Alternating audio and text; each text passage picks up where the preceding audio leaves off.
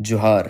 झारखंड भारत का ऐसा क्षेत्र जहां अंग्रेजी हुकूमत के खिलाफ बगावत करने वाले बहुत से वीरों का जन्म हुआ, मगर इतिहास के पन्नों में कहीं गुमनाम ऐसे कई वीर सपूतों के बारे में लिखित साक्ष्य के अभाव के कारण हम आज भी उनसे वाकिफ नहीं है। अंग्रेजों के झारखंड में आने से लेकर यहाँ पर रहने वाले आदिवासी समुदायों की जमीनों को छीनने और अंग्रेजों द्वारा लोगों पर लंबे समय तक अत्याचार करने की कहानियां भी काफी लंबी हैं।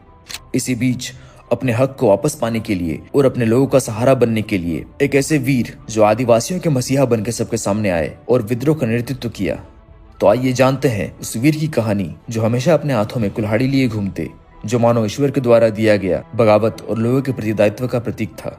इस वीर का नाम था बुधु भगत। वीर बुधु भगत जी का जन्म 17 फरवरी 1792 को रांची के चानो प्रखंड में सिलगाई गांव में हुआ था, जो कि कोयल नदी के किनारे स्थित है।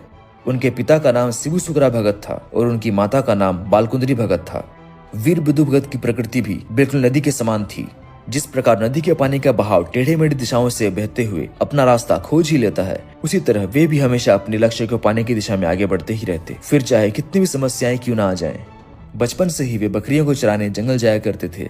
इसके साथ साथ धनुर्विद्या में माहिर होने की वजह से शिकार करने का भी शौक रखते। बाकी के समय वे अक्सर अपने पिता के संग खेती बाड़ी किया करते। ये वो समय था जब अंग्रेजी राज अपनी चरम सीमा पर था, जब पूरा दिन काम करने के बाद भी शहर और गांव के लोग 2 वक्त की रोटी के लिए भी संघर्ष कर रहे थे, क्योंकि उनके पास जो भी पैसे बचते वे कर चुकाने में ही चले जाते। इसके साथ साथ अंग्रेजी राज होने के कारण आदिवासियों से उनकी जमीन तक छीन ली जाती थी। अगर इसके खिलाफ कोई शिकायत भी करता था तो अंग्रेज सरकार के ही लोग न्याय मंत्रालय के ऊपरी स्तर पर बैठे थे, जिससे आदिवासियों को उनकी शिकायत का समाधान नहीं मिलता और शुल्क भी उन्हें ही देना पड़ता। कई बार तो आदिवासियों को पकड़कर लंबे समय तक कारागार में डाल दिया जाता था, जिससे कई लोगों की वहीं पर मृत्यु भी हो जाती थी। अपने बचपन से ये सारे जुल्म होते हुए देखकर वीर बुधु भगत ये निश्चय कर चुके थे कि अंग्रेजों की गुलामी के खिलाफ वे आवाज जरूर उठाएंगे।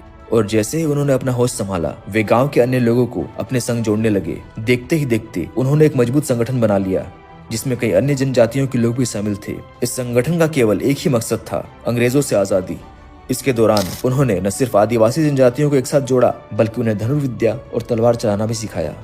यदि उनकी निजी जीवन की बात करें तो वे शादीशुदा थे और उनके 3 पुत्र थे, जिनका नाम हलधर, गिरिधर और उदयकरण था। इसके अलावा उनकी 2 बेटियां भी थी, जिनका नाम रुनिया और जुनिया था।